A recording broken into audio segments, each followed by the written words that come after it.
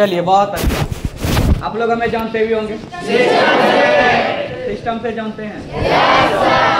चलिए बहुत अच्छा। फिर परिचय बताने का जरूरत फिर भी जरूरत है। चलिए बहुत अच्छा। मेरे दोस्त, मैं बता देना चाहूँगा, मेरा नाम अमरजीत कुमार है और मैं बिहार के कटिहार जिला का स्थायी निवासी हूँ। इस बिजनेस में मैंने आपसे पहले आए, सीखे समझे, उनके ऊपर काम किए, आज रिजल्ट आपके सामने है। और मैं आज आप लोगों के बीच बहुत ही शानदार क्लास लेकर के आया हूँ, जिस क्लास का नाम है फर्स्ट स्टेप, है या नहीं? यानी कि आज के क्लास में आपको कंपनी की प्रॉपर जानकारी दी जाएगी। तैयार है आप सभी? और कंपनी से पहले मैं चाहूंगा कि हम लोग जिस इंडस्ट्री में हैं, इस इंडस्ट्री की जानकारी होनी चाहिए, है या नहीं? तो इनके लिए मैं चाहूंगा कि हमारे भी जितने भी नए IR है उनसे मिला जाए, जो फर्स्ट स्टेप क्लास को पहली बार कांटेक्ट कर रहे हैं।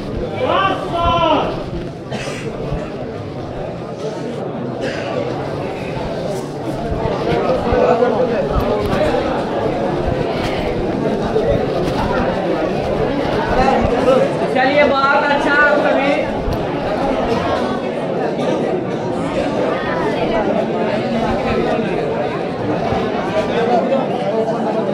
और भी लोग हैं?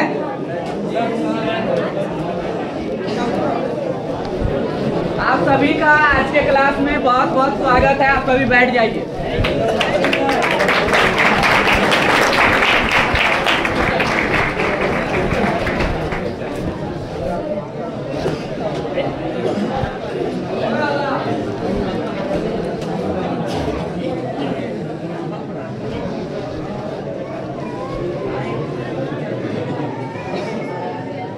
आप लोग आपस में बात करेंगे या मैं बात करूं? आप बात कीजिए। अगर आप लोग करेंगे तो फिर मुझे बात करने का जरूरत नहीं होनी चाहिए। चलिए बहुत अच्छा। मैंने खड़ा किया था क्योंकि आपसे कुछ सवाल था, लेकिन आप सवाल का जवाब देने की स्थिति में नहीं थे, इसलिए मैंने आपको बैठा दिया। चलिए मैं खुद आपको जानकारी देता हूँ। हमारा एक सवाल है कि हम लोग काम कौन सा करते हैं, या नहीं? अगर काम डायरेक्टली पूछा जाता है तो हम लोग डायरेक्ट सेलिंग करते हैं। क्या करते हैं? सवाल आता है डायरेक्ट सेलिंग क्या है? क्योंकि अगर हम इस बिजनेस में नए आए होते हैं तो मुझे ये शब्द पहली बार कहीं कहीं सुना हुआ होता है, डायरेक्ट सेलिंग, है या नहीं? तो ये सवाल आता है कि डायरेक्ट सेलिंग होता क्या है। अगर आप नोट करना चाहेंगे तो नोट भी कर सकते हैं, डायरेक्ट सेलिंग होता क्या है।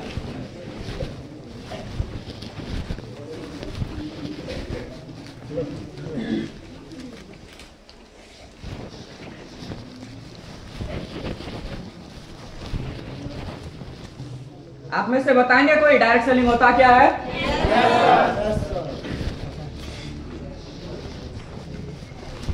बताइए आप।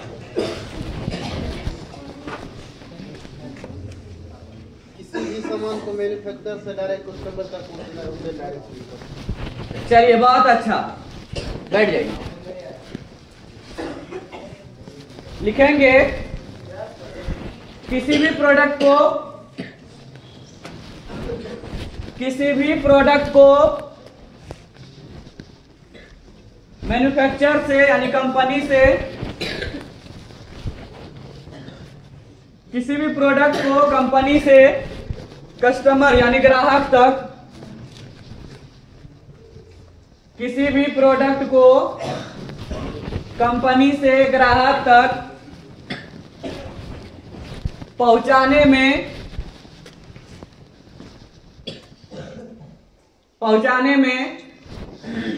एडवर्टाइजमेंट यानी प्रचार का सहायता न लिया जाए, प्रचार प्रसार का सहायता न लिया जाए। डिस्ट्रीब्यूटर के द्वारा प्रोडक्ट को प्रमोट किया जाए। डिस्ट्रीब्यूटर के द्वारा प्रोडक्ट को प्रमोट किया जाए या प्रमोट किया जाता हो, उसे हम डायरेक्ट सेलिंग कहेंगे। डिस्ट्रीब्यूटर के द्वारा प्रोडक्ट को प्रमोट किया जाता हो उसे हम डायरेक्ट सेलिंग कहेंगे।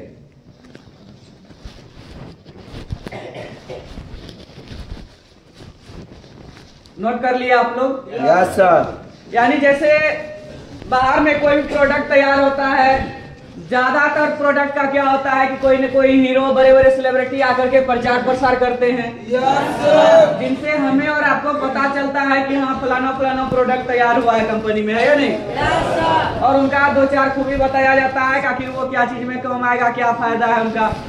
और उनके बाद मुझे कहीं के लगता है कि अगर उतना बड़ा सेलिब्रिटी उनका प्रचार प्रसार कर रहा है तो प्रोडक्ट अच्छा ही होगा। Yes sir. ऐसा ही लगता है? Yes sir. और हम उस प्रोडक्ट को खरीदते हैं, ऐसा ही है?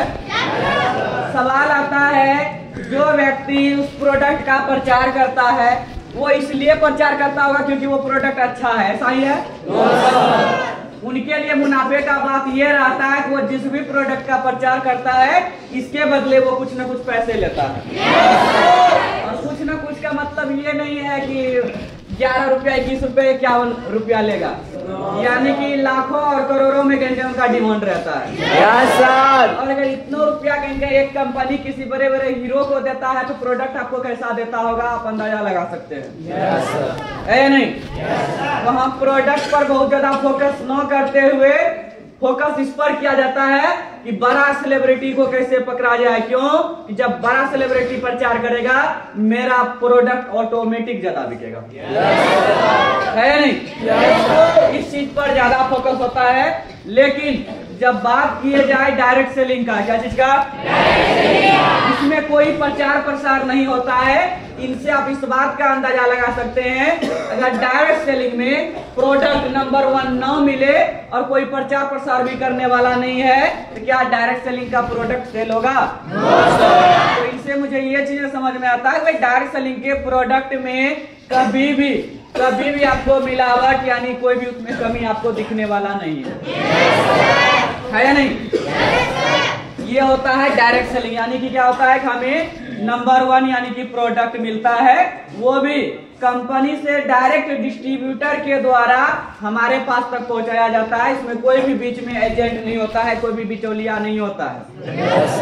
ठीक है? और ये प्रोडक्ट जब हमारे पास तक पहुंचता है इसी में से मैं बताना चाहूंगा, ऐसा नहीं कि यहाँ पर जो कि प्रमोट करने वाला नहीं, प्रचार करने वाला नहीं होता है। इसमें जो प्रचार करने वाले व्यक्ति होते हैं वो एजे हम और आप डिस्ट्रीब्यूटर होते हैं। जैसे बाहर के दिनों में एक रिटेलर होता है, यानी कि जो छोटा सा दुकान खोल के रखता है और वो अपने प्रोडक्ट को बेचता है। उसी तरह से एजे रिटेलर कहीं ये एजे डिस्ट्रीब्यूटर हम और आप काम करते हैं, जिनके बदले बीच का मार्जिन और परसेंटेज लेवल के अनुसार से यानी आपके लेवल के अनुसार से परसेंटेज आपको दिया जाता है। Yes sir. जानकारी है? Yes sir. यानी आप नॉर्मली इसको सीधे तरीके से समझने के लिए एक ऐसा उदाहरण लेते हैं कि जैसे बड़े बड़े सेलिब्रिटी किसी एक प्रोडक्ट का प्रचार करता है। मान लीजिए वो व्यक्ति कोई भी प्रोडक्ट 100 रुपए का प्रोडक्ट है उनका प्रचार करता है और ऐसा प्रोडक्ट जो कहीं भारत के हर व्यक्ति को उनका जरूरत हो। तो भारत का जनसंख्या 140 करोड़ है, तो वैसे स्थिति में कम से कम उनका 50% लोग भी उस प्रोडक्ट को परचेज करेगा ना, यानी 70 करोड़ लोग है या नहीं? उनसे भी कम लेकर के चलिएगा, उनका भी 50% यानी 35 करोड़। 35 करोड़ लोग अगर खरीदेगा, प्रोडक्ट 100 रुपए का है, उस पर अगर मार्जिन 1 रुपया भी हो उस सेलिब्रिटी का तो उनको 35 करोड़ रुपए जाएगा, है या नहीं? अगर वो प्रोडक्ट आप महीने भर में खत्म करते हैं, फिर से अगले महीने खरीदेंगे, फिर से अगले महीने बड़े सेलिब्रिटी को 35 करोड़ रुपए जाएगा ना।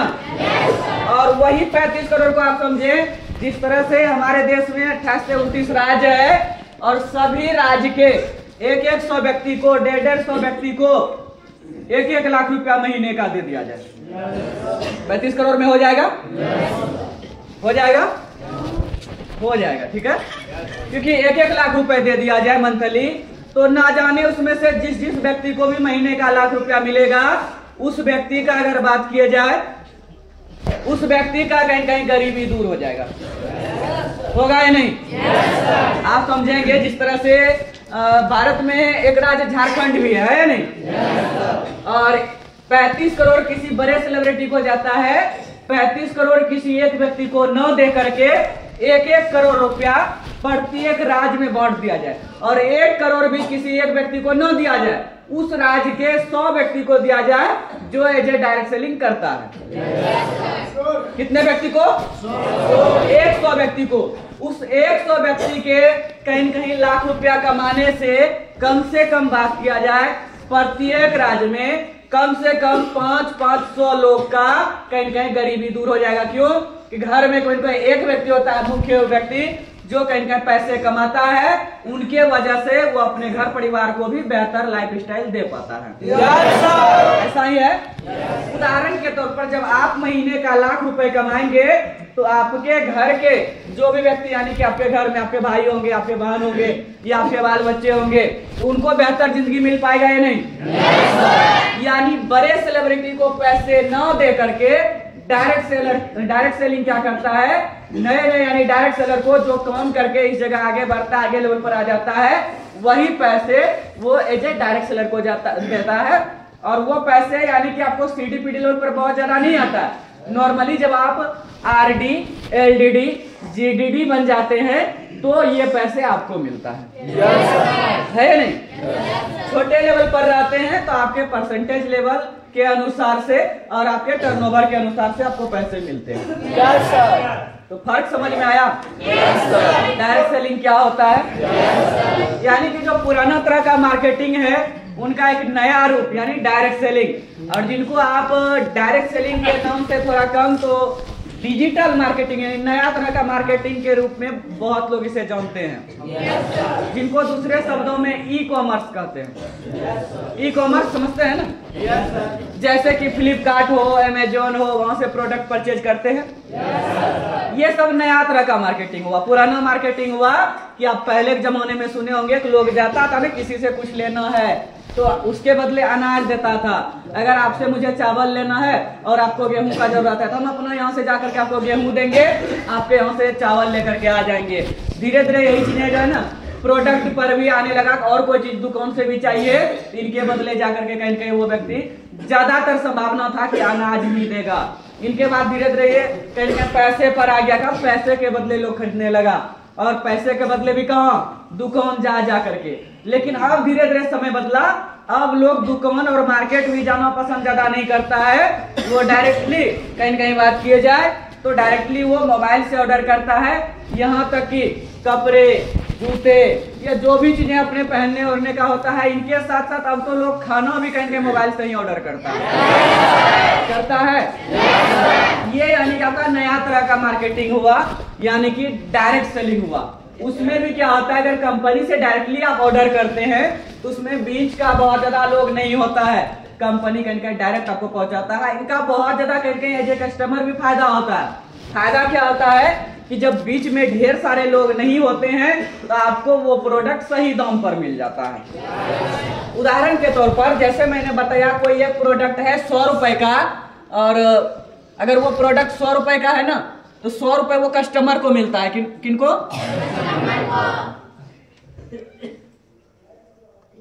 कस्टमर को अगर कोई प्रोडक्ट 100 का मिल रहा है तो इसमें से नॉर्मल चांस है कि यही प्रोडक्ट, जो भी प्रोडक्ट कस्टमर को 100 रुपए का मिल रहा है, वही प्रोडक्ट कंपनी में महज 30 से 40 रुपए में तैयार हुआ होगा।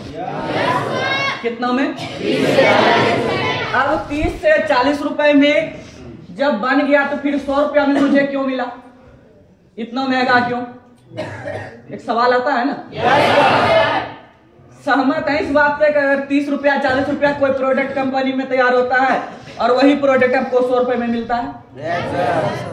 कंपनी मान लीजिए कोई भी प्रोडक्ट है, मैन्युफैक्चर प्लांट जो है, उन्होंने तैयार किया मात्र और मात्र 30 रुपए का।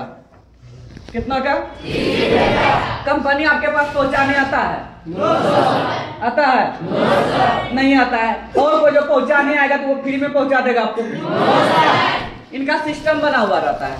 मैन्युफैक्चर प्लांट का मतलब हुआ, नॉर्मली आप देखेंगे जो बड़े बड़े प्लांट होते हैं वो आपको कहाँ पर रहेगा, तो गुजरात में होगा, मुंबई में होगा, कोलकाता में भी है, कुछ है नहीं, यानी बड़े बड़े शहरों में। अब वहां से उनका पूरा नेटवर्क बिछा हुआ रहता है कि मैन्युफैक्चर से वो सबसे पहले स्टेट स्तर पर यानी प्रत्येक राज्य में कहीं कहीं वहां से वो प्रोडक्ट पहुंचाता है। राज्य के भी अंतर्गत डिस्ट्रिक्ट स्तर का ढेर सारे डिस्ट्रीब्यूटर बने होते हैं, वो प्रोडक्ट लेकर के जाते हैं। ये मैं ट्रेडिशनल मार्केटिंग की बात कर रहा हूँ। डिस्ट्रिक्ट में आता है, डिस्ट्रिक्ट के बाद छोटे जो सिटी होते हैं वहां आएंगे, इनके बाद सिटी से वो आएगा होलसेलर के पास, इनके बाद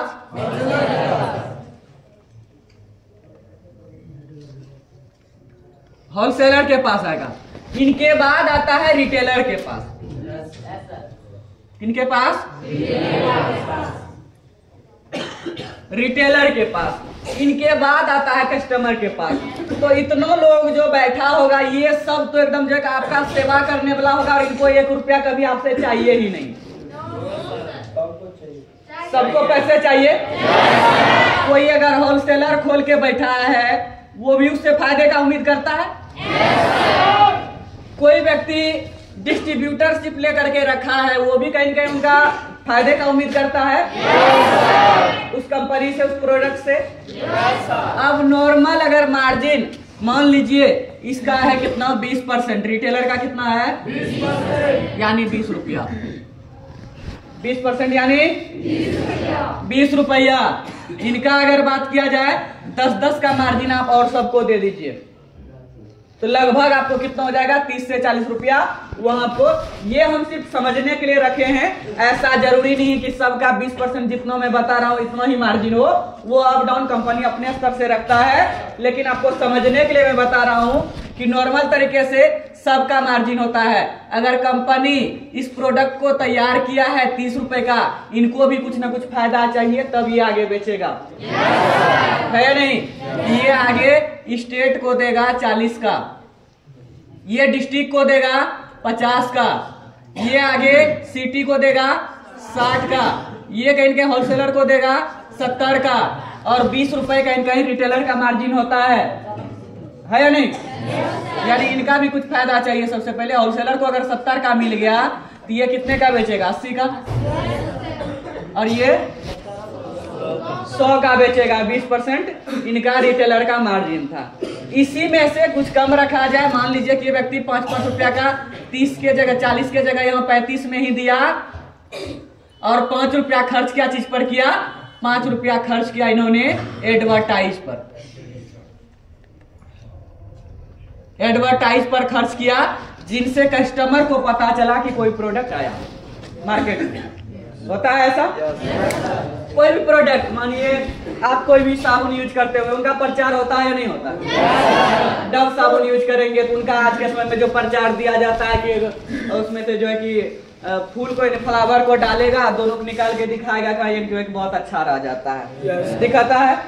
आप लाइव हुआ का प्रचार देखेंगे, उसमें अलग तरह का प्रचार रहता है। वो आएगा उधर से एकदम ना पूरा कीटाणु विषाणु एकदम जो चुन चुन के मार देगा ना, तो पूरा एकदम खतरनाक प्रचार। उनके बाद जब बारी आएगा लक्स का प्रचार आएगा तो उसमें एकदम अच्छा सा एक हीरोइन जो उसमें बैठल रहेगा टब में, हंसने वाला से क्या बात है, एकदम टब में काफी कम कपड़े में बैठा हुआ रहेगा और एकदम देखिएगा पूरा फूल का पंखुड़ी एकदम चारों तरफ सजा दिया है ना। एक बार साबुन यहाँ लेगा, ऐसे लगाएगा, बोलेगा लक्स लगाइए, मेरे जैसा खूबसूरती पाइए, मेरा खूबसूरती का राज है लक्स। अब सबको लगेगा हम लक्स लगाएंगे तो हम भी ऐश्वर्य राय बन जाएंगे, आया नहीं? अच्छा मानिए अगर लक्स साबुन में इतना पावर होता कि सब लोग ऐश्वर्या राय के जैसा खूबसूरत हो जाता, तो वेस्ट इंडीज में सबसे ज्यादा जरूरत होता है लक्स साबुन का, होता ना। ये प्रचार जो एडवर्टाइज होता है ये अपने फायदे के लिए होता है। क्या चीज के लिए होता है? अपने फायदे के लिए, कस्टमर तक कहीं उस प्रोडक्ट का जानकारी पहुंचाने के लिए, है या नहीं? विराट कोहली आएंगे और विराट कोहली बोलेंगे कि सबसे अच्छा जो टायर है वो हमारे डेलक्स है या नहीं? लोग का उनके प्रति क्रेज बढ़ता है या नहीं बढ़ता है? हम खुद भी मानिए अगर विराट कोहली का फैन है तो हमें भी कहीं उस चीज के प्रति क्रेज बढ़ता है कि जो चीज विराट कोहली यूज करता है अगर वो भी मेरे पास रहे तो कितना अच्छा। Yes sir. अगर वो जिस चीज का प्रचार करता है वो मेरे पास रहे तो कितना अच्छा। Yes sir. अगर कहीं कहीं सही मायने में अगर आप मान लीजिए कि उनके यानी कि MS धोनी के फैन हैं और आप क्रिकेट खेलते हैं तो कहीं कहीं आप सबसे ज्यादा उम्मीद करेंगे कि आपको जो जर्सी मिले वो 7 नंबर का मिले। है नहीं? ये होता है बड़े बड़े सेलिब्रिटी का कहीं फैन फॉलोइंग। उसी तरह से हीरो वगैरह आएगा एकदम इलायची खा करके बोलेगा कि ये खाओ पान मसाला विमल खाओ एकदम मस्त हो जाओ, एकदम बढ़िया बढ़िया प्रचार डालेगा वहां। तो वो देखिए वो सरकार के नजर में सही बनने के लिए वो जब भी खाता है तो आप देखिएगा उसमें केसर रहेगा, कैंसर नहीं केसर। क्या रहेगा? केसर रहेगा या इलायची रहेगा। सही मायने में आप जाकर के विमल खरीदिए क्या उसमें इलायची रहता है? रहता है? लोग को लगता है कि नहीं अगर सलमान खान खा रहा है उनके साथ अक्षय कुमार प्रचार कर रहा है, टाइगर श्रॉफ आ जाता है कूद के गाड़ी पर तो भाई हम भी कूद जाएंगे ना। तो वो सब अपने फायदे के लिए कहीं कहीं प्रचार प्रसार करता है या नहीं? और इन्हीं चीज को रिप्लेस करने के लिए जिस तरह से मैंने बताया कि ये है TMP यानी ट्रेडिशनल मार्केटिंग प्लान और हम लोग कर रहे हैं डायरेक्ट मार्केटिंग प्लान। क्या कर रहे हैं? Direct marketing plan. इसमें जो है अगर डायरेक्ट मार्केटिंग प्लान की बात की जाए इसमें जो प्रोडक्ट तैयार होता है उसी तरह जैसे वहां 30% में हुआ अप्रोक्स 40% में यहाँ तैयार हो जाता है क्योंकि अब प्रोडक्ट का क्वालिटी बेस्ट होता है। तो लगभग आपको 40% में यहाँ पर तैयार हो गया प्रोडक्ट और वो कस्टमर को जो मिलता है वो 80 to 100 में यानी 80% से 100% तक यानी जो MRP होता है उसमें यह 20 से 30% तक आपको as a distributor MRP DP का फर्क होता है 30% तक। तो नॉर्मली हम औसत लेकर के चले हैं 80 से 100 रुपया के बीच वो प्रोडक्ट मिल जाता है। कितना का मिल जाता है? अब जैसे इसमें ढेर सारे ये पैसे हैं, एडवर्टाइज का जो पैसा होता है हमारा एडवर्टाइज का पैसा 0 रुपया खर्च होता है। कितना? 0 रुपया यानी 0%। कोई एडवर्टाइज करने का जरूरत नहीं पड़ता है। तो ये पैसे कहीं कहीं जो बैकग्राउंड से सपोर्ट करते हैं कंपनी को उस व्यक्ति में कहीं कहीं दिया जाता है। बाकी के जो परसेंटेज लेवल रहा इसमें से पैसे जो है एज ए डिस्ट्रीब्यूटर इसमें बांटा जाता है। जैसे आपका लेवल होता है CD, BD से शुरू होता है, BD पर कोई परसेंटेज लेवल नहीं होता है। CD का परसेंटेज लेवल, PD का, CD का 4%, PD का 9%, ED का 13%, SD का, RD का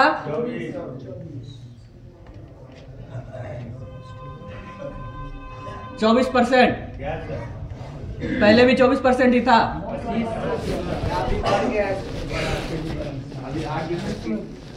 RD का बढ़ा है, बढ़ गया है। Yes sir. कब से?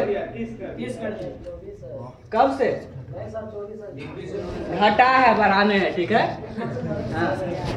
घटा है यानी हम लोग का नहीं घटा है, डायरेक्टली घटा है शुरू में, और घटा है तो बस यूं ही मत समझिए घटा है, उसके लिए आगे क्लब बढ़ाया गया है जिनसे आपका और पैसे इंक्रीज हो पाए। Yes sir. तो ये परसेंटेज लेवल है। क्या है? परसेंटेज लेवल है। ये पैसे कहीं कहीं हमारे आपके बीच बांटा जाता है। अब सवाल है अगर दोनों में सिस्टम कहीं कहीं थोड़े तरह देखा जाए पैसे का तो दोनों में बांटा जा रहा है, फिर हमें क्या फायदा है डायरेक्ट सेलिंग करने का? कोई बताएंगे? कम से कम आपको 5 फायदा बताना है डायरेक्ट सेलिंग करने का, जबकि आप ये दोनों ग्राफ को देख रहे हैं। डायरेक्ट सेलिंग करने के फायदे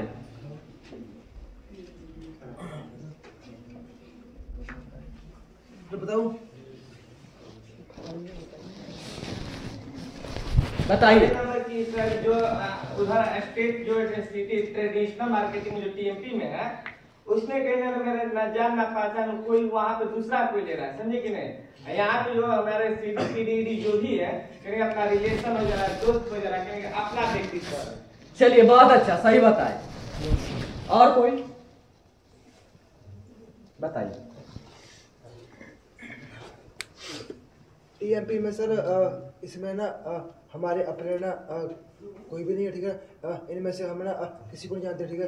लेकिन सर DMP में ना हमारे हॉट होंगे, सभी हमारे खास होंगे, दोस्त होंगे, जिनमें ना पैसा बढ़ जाए। चलिए बहुत अच्छा, बताएंगे आप? ये होता है कि ना अगर हम कोई भी प्रोडक्ट खरीदते हैं तो उसका परसेंटेज मतलब पैसा मिलता है, अगर बाहर में हम खरीदते हैं तो कोई पैसा नहीं मिलता है। चलिए बहुत अच्छा, बैठ जाइए। यानी आप लोग का कहना हुआ सबसे पहला यहाँ रिलेटिव होते हैं हमारे, है या नहीं? मैं बिल्कुल सहमत हूँ। हो सकता है जिस व्यक्ति को आप PD DST पर जानते हैं उनसे खून का रिश्ता ना हो, लेकिन ख्याल उतना जरूर रखता होगा, है या नहीं? चाहे वो आपका अपलाइन हो, बहुत ज्यादा ख्याल रखता होगा या नहीं? जब भी आप गलती करते होंगे तो उसके लिए वो आपको डांटता भी होगा कि बाबू ऐसे नहीं करना, है या नहीं? और इस तरह से ख्याल कोई अपना ही रख सकता है, अन्यथा पराये को कोई फर्क नहीं पड़ता है कि आप क्या गलती कर रहे हैं, है या नहीं? तो सबसे पहला क्या हो जाता है कि इस जगह पर जो भी जिनको भी पैसे जाता है वो कहीं कहीं हमारे अपने के तरह होते हैं, या नहीं? या फिर अपने ही होते हैं। दूसरी चीजें, ये सभी व्यक्ति कहीं कहीं हमारा सपोर्ट करता है। आप अपने कस्टमर को भी सपोर्ट करेंगे, आप अपने डाउनलाइन BD को भी सपोर्ट करेंगे, ये जो PD है तो अपने CD को भी सपोर्ट करेंगे, है या नहीं? तो यहाँ पर हमें सपोर्ट मिलता है कि आप जल्द से जल्द आगे बढ़िए। जल्द से जल्द क्या कीजिए? आगे बढ़िए। यानी कि यहाँ जैसे एक रिटेलर है, कौन है? रिटेलर कहे जाकर के होलसेलर को, इनके जो मालिक है इनको बोले कि भैया हमको भी होलसेलर बनना है, तो होलसेलर वाला क्या कहेगा? चलो हम तरीका देते हैं तुमको बनने का। कभी नहीं। इतना सा बात सुन लेगा ना सिर्फ ये रिटेलर होलसेलर बनना चाहता है, अपना दुकान को ज्यादा बड़ा करना चाहता है, वैसे स्थिति में ये होलसेलर इनके पीछे लग जाएगा। क्यों लगेगा भाई? आप नॉर्मल बात समझिए, एक होलसेलर है, इनके पास अगर रिटेलर 100 रिटेलर आता है, कितना रिटेलर? 100 रिटेलर आता है, सभी से बात किए जाए 1,000 रुपया ही इस होलसेलर को फायदा होता है। कितना? 1,000 रुपया फायदा होता है। ये 1,00,000 रुपया कमाता है। कितना कमाता है? 1,00,000। और इन्हीं का एक रिटेलर है, वो व्यक्ति खुद होलसेलर बन जाए तो ये भी तो कम से कम इसका 50 ग्राहक मार लेगा, है नहीं? अब अगर 50 ग्राहक मार लिया तो फिर इनका कितना रहेगा इनकम? 1,00,000 के जगह कहाँ आ जाएगा? ऐसा कौन चाहेगा उसका इनकम 1,00,000 से 50,000 हो जाए? चाहेगा? तो कभी भी एक होलसेलर नहीं चाहेगा कि एक रिटेलर जो एक होलसेलर बन जाए। ना एक सिटी और डिस्ट्रिक्ट का डिस्ट्रीब्यूटर चाहेगा कि एक होलसेलर अपने कहीं कहीं पोर्टफोलियो को इतना बढ़ा ले कि वो कहीं कहीं हमारा हमसे भी बड़ा बन जाए, या डिस्ट्रिक्ट स्तर का डिस्ट्रीब्यूटर बन जाए, डिस्ट्रिक्ट के सभी सिटी स्तर के डिस्ट्रीब्यूटर को या होलसेलर को यही व्यक्ति कहीं कहीं प्रोडक्ट देने लगे, फिर इनका कहीं कहीं मार्जिन कम हो जाएगा, पैसे कम हो जाएगा, है या नहीं? जब सेल कम होगा तो पैसे इनका भी कम हो जाएगा। तो वैसे स्थिति में कभी भी ये सपोर्ट नहीं करेगा। उदाहरण के तौर पर आप गांव भर में समझेंगे कि जैसे कोई एक व्यक्ति है जो मुखिया है आपके पंचायत का, तो कितना % संभावना है कि अगले ही चुनाव में वो व्यक्ति मुखिया पद से लड़ना छोड़ देगा और अपने सरपंच को या अपने जो है कि वार्ड सदस्य को बोलेगा तुम ही लोग लड़ो, हमको अब नहीं लड़ना है, बोलेगा? ऐसे मुखिया को जानते होंगे जो 20 साल से मुखिया है, 25 साल से मुखिया है, लेकिन कभी वो अपना पद छोड़ना चाहेगा? लेकिन डायरेक्ट सेलिंग में हमेशा चाहता है आपका अपलाइन कि आप जितना जल्दी हो सके आगे लेवल पर आ जाइए। चाहता है नहीं? यानी दूसरा फायदा ये है कि आपको सपोर्ट मिलता है, मिलता है।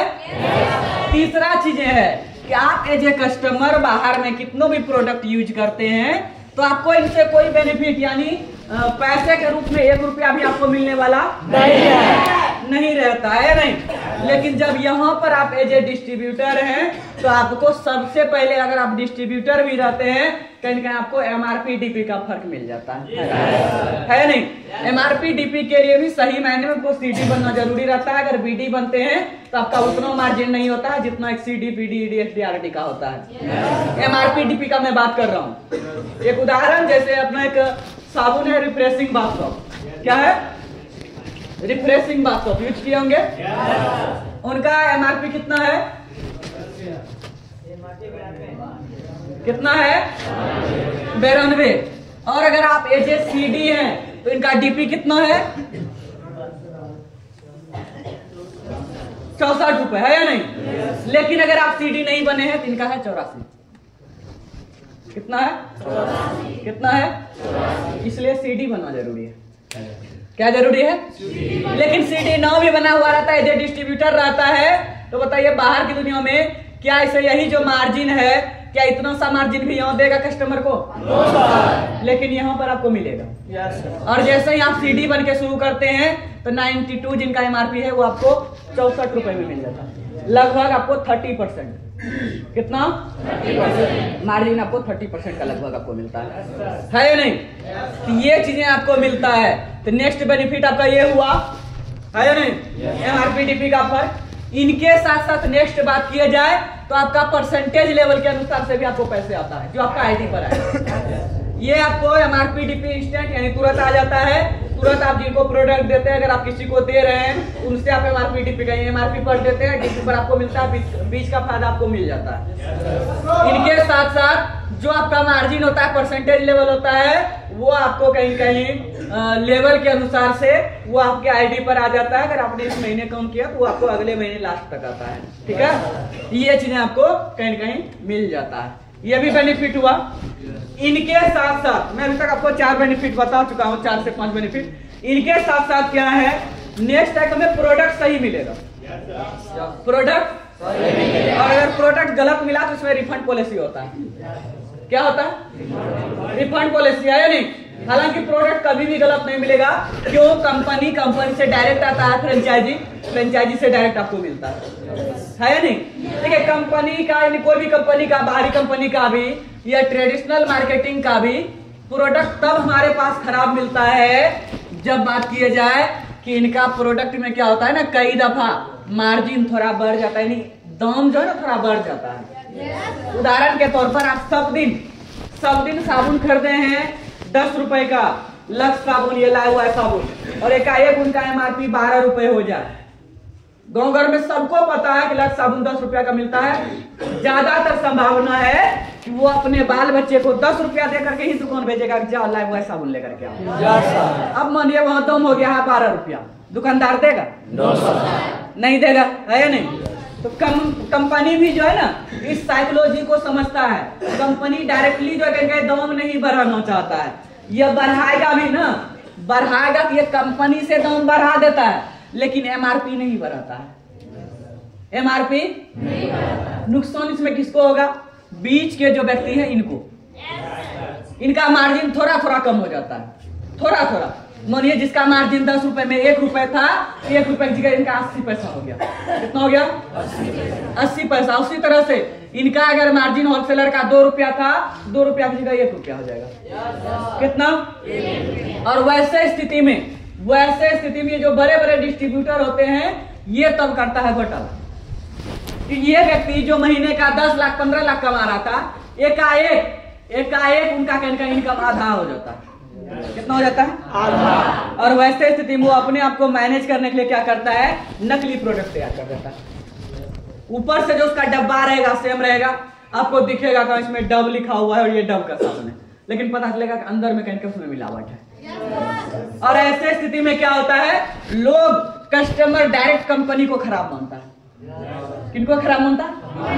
फलां कंपनी का साबुन बहुत खराब आता है या नहीं? लेकिन अगर देखा जाए कई दफा ये चीजें तब होता है जब बीच के जो बिचौलिए होते हैं वो गड़बड़ी करता है या नहीं?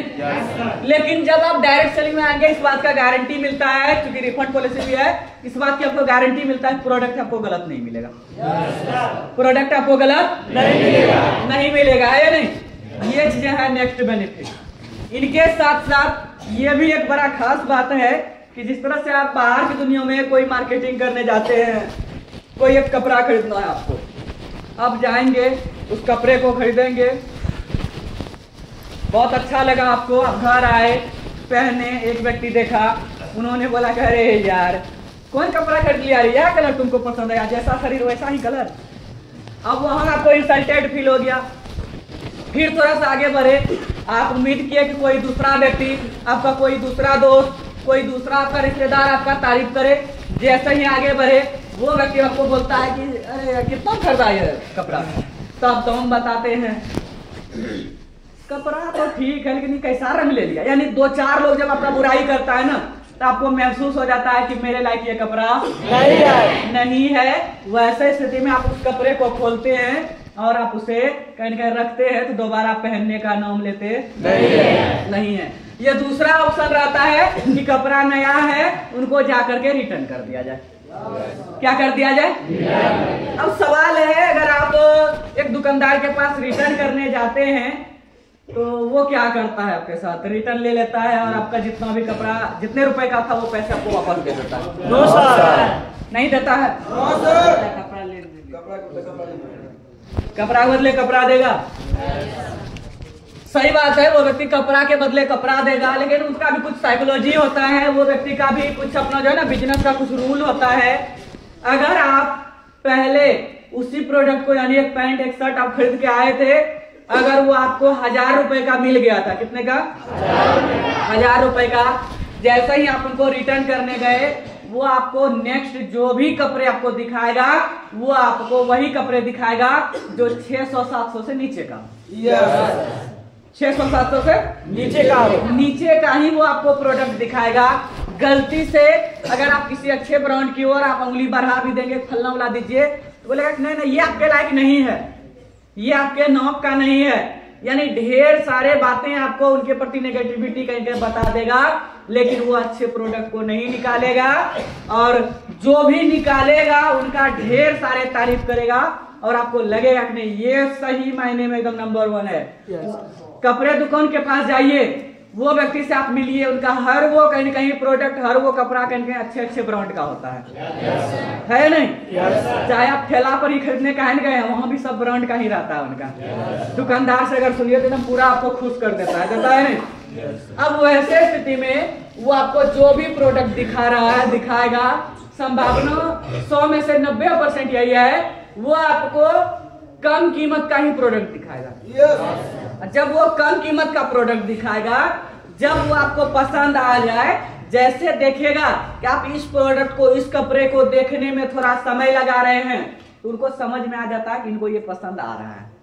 जरा सा उनको ये चीजें भरोसा हो जाए कि इनको पसंद आ रहा है, तो उनका और तारीफ करना शुरू करेगा। एकदम नहीं यूं कुछ है तो यूं एकदम घुमा फिरा देगा, पीछे घूमिए तो एकदम 1 नंबर होगा, एकदम इधर नाप के इधर तोड़ के एकदम आपको दिखा देता है, एकदम 1 नंबर फिट आएगा। जरा सा आपको लगेगा, आप बोलेगा नहीं थोड़ा सा बड़ा है, तो नहीं एक बार खींचिए ऊपर हो जाएगा।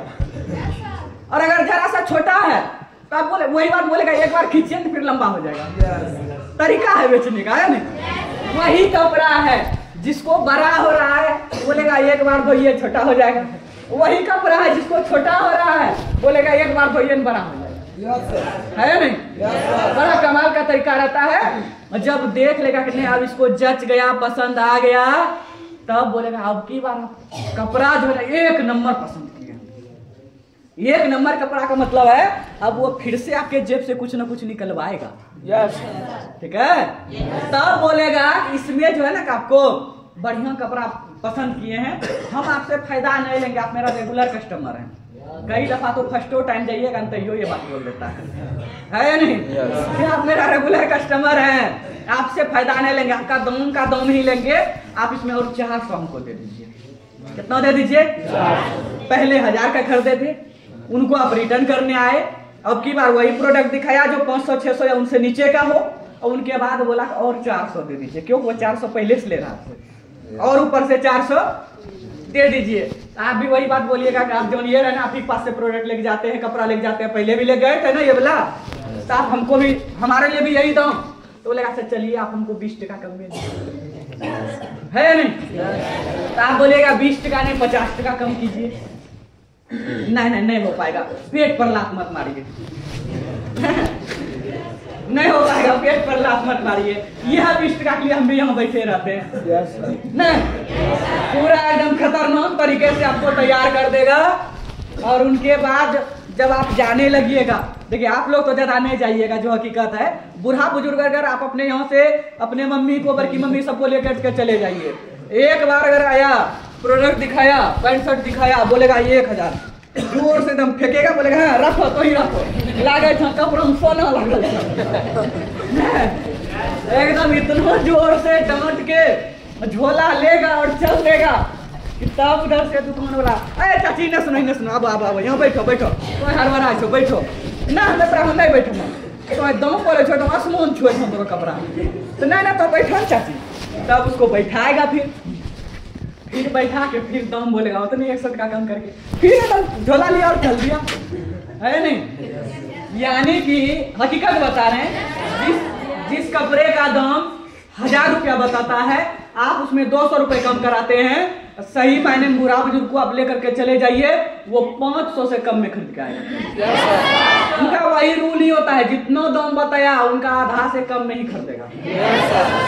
और आपका रूल है, पढ़े लिखे इंसान 20% छूट कीजिए ना, 20% का मतलब 1000 में 200, आप लीजिएगा 800 का, आप घर से किसी को लेकर के जाइए, अगर वो 500 से ज्यादा लेगा या तब बोलिएगा। वैसा व्यक्ति को लेकर के जाइए जो मार्केटिंग पहले समय से कर रहा है, ठीक है। लेकिन जब हम नया मार्केटिंग में आते हैं तो हमको ये तरह का कोई भी तरह का मोल मोला करने का जरूरत नहीं पड़ता है। जब रिटर्न करने का जरूरत हो, उसमें भी किसी से मोल मोला कोई चीज करने का जरूरत। आप ऑनलाइन ऑर्डर किए होंगे, रिटर्न भी किए होंगे कभी, अगर रिटर्न भी किए होंगे तो क्या उन्होंने बोला कंपनी वाला ने, हम ये प्रोडक्ट को नहीं लेंगे, अगर वो बिकने की स्थिति में है तो वो ले लिया होगा, है या नहीं। तो कहीं ये फायदा भी होता है आपको नया मार्केटिंग में, यानी कि डायरेक्ट सेलिंग में, है या नहीं। तो आपने समझे डायरेक्ट सेलिंग के फायदे। चलिए, हमने बहुत ज्यादा देर इस पर बात की है, अब मैं आपको कंपनी और इंडस्ट्री का जानकारी दूंगा। तो आप सबसे पहले नोट करेंगे, डायरेक्ट सेलिंग का खोज कब हुआ। डायरेक्ट सेलिंग का खोज कब हुआ?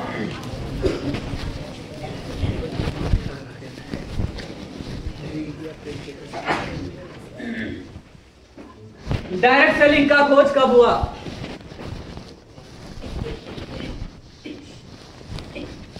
आंसर लिखेंगे 1940।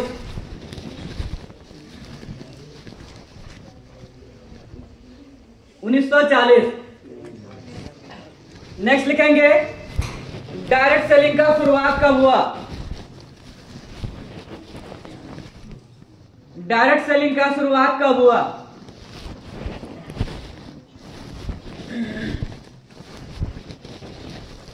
डायरेक्ट सेलिंग का शुरुआत कब हुआ? 1945।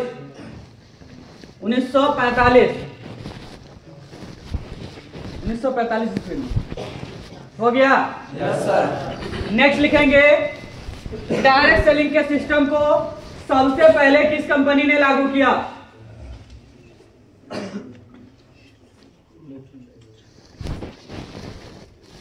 डायरेक्ट सेलिंग के सिस्टम को सबसे पहले किस कंपनी ने लागू किया? आंसर में लिखेंगे न्यूट्रीलाइट।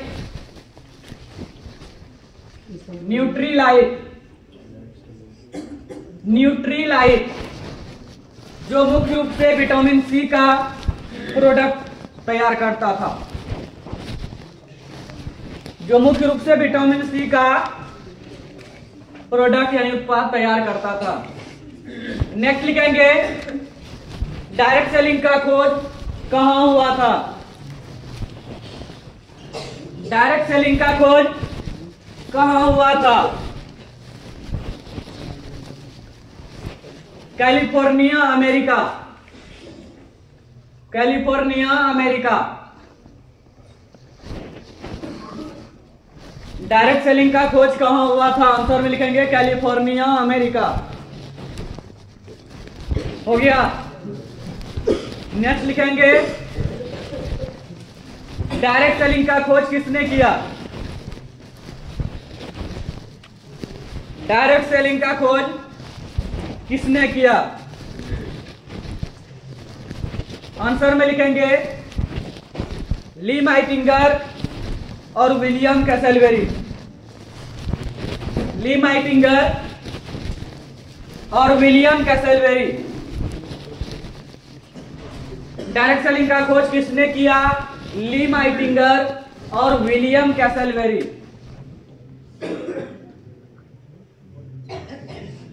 विलियम सर, ली माइटिंगर और विलियम कैसलबेरी। विलियम कैसलबेरी हो गया। Yes sir. ली माइटिंगर और विलियम कैसलबेरी। नेक्स्ट लिखेंगे डायरेक्ट सेलिंग भारत में कब आया? डायरेक्ट सेलिंग भारत में कब आया? डायरेक्ट सेलिंग भारत में कब आया? 1995-96।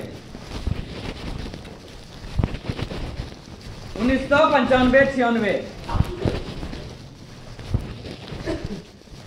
1995-96 हो गया। नेक्स्ट लिखेंगे डायरेक्ट सेलिंग को भारत में किसने लाया? डायरेक्ट सेलिंग को भारत में किसने लाया? डायरेक्ट सेलिंग को भारत में किसने लाया? अर्जुन पंडित और चंद्रवली हांडा। अर्जुन पंडित और चंद्रवली हांडा हो गया। अर्जुन पंडित और चंद्रवली हांडा। नेक्स्ट लिखेंगे भारत में डायरेक्ट सेलिंग का व्यापारिक गतिविधि कब शुरू हुआ? भारत में डायरेक्ट सेलिंग का व्यापारिक गतिविधि कब शुरू हुआ? भारत में डायरेक्ट सेलिंग का व्यापारिक गतिविधि कब शुरू हुआ? आंसर में लिखेंगे 1998। 1998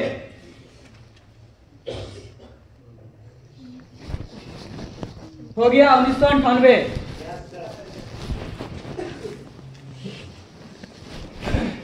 चलिए बहुत अच्छा। जहां तक आप लिखे सबसे पहले इसे समझना है।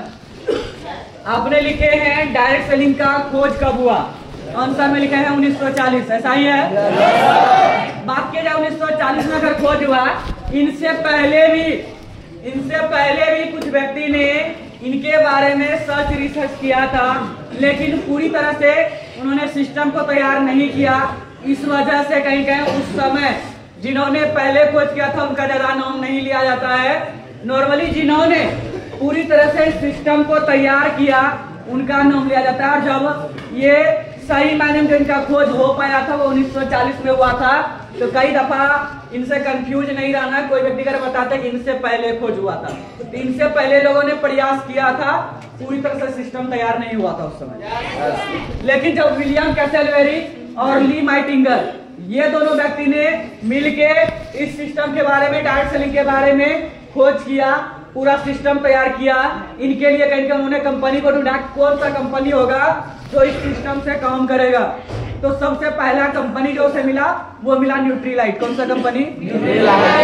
न्यूट्रीलाइट मुख्य रूप से वो मेडिसिन तैयार करता था और उसमें से विटामिन सी का उत्पाद सबसे ज्यादा। और ऐसा कहा जाता है कि उस समय अमेरिका में भी जिस तरह से आज जितना डेवलप है वो देश उतना डेवलप उस समय नहीं था। नतीजा स्वरूप इस चीज का बहुत ज्यादा प्रभाव पड़ता था कि कोई भी प्रोडक्ट हो मैन्युफैक्चर में अगर वो $20 का तैयार होता था तो वही एज ए कस्टमर को अमेरिका में 20 के जगह वो कहीं कहीं $200 का उनको मिलता था। तो इनका बहुत ज्यादा इफेक्ट पड़ता था। जब से डायरेक्ट सेलिंग लाया गया, डायरेक्ट सेलिंग का खोज किया गया, इनके बाद से कहीं कहीं अमेरिका में काफी ज्यादा इस चीज से भी कहीं कहीं उनके जीडीपी को काफी ज्यादा कहीं कहीं ग्रोथ मिला डायरेक्ट सेलिंग से। क्या जिससे? डायरेक्ट सेलिंग से।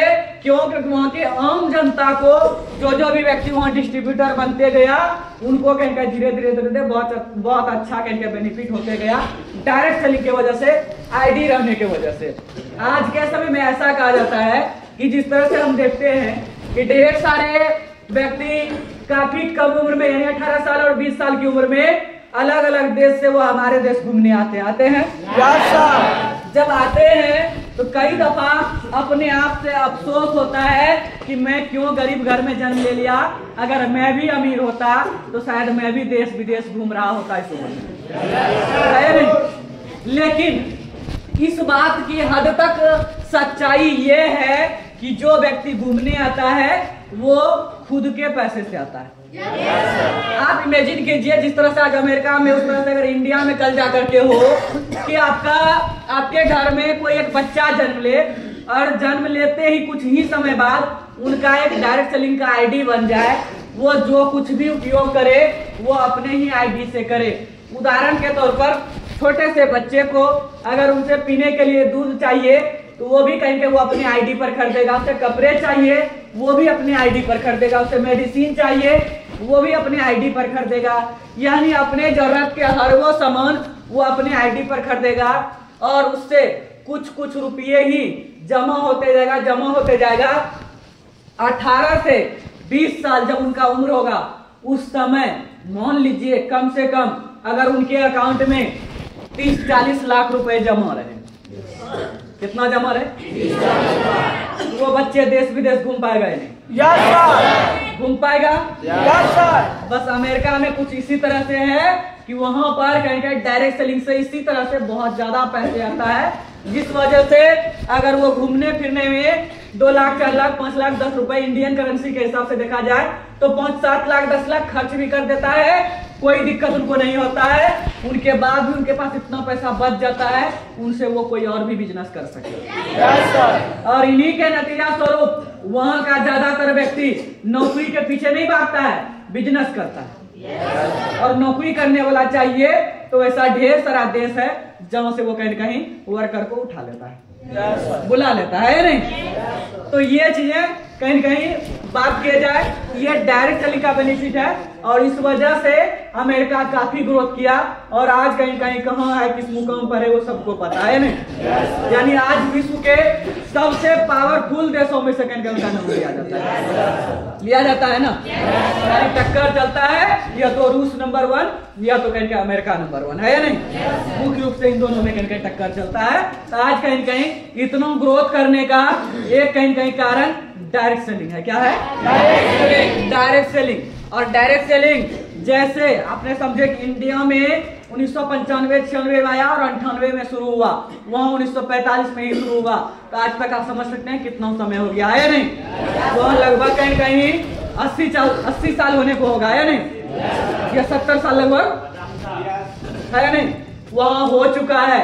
अब इतना समय अगर हो चुका है और आज से 70 साल के बाद इंडिया का इतना जनसंख्या है तो आप समझ सकते हैं कि इंडिया कहाँ रहेगा।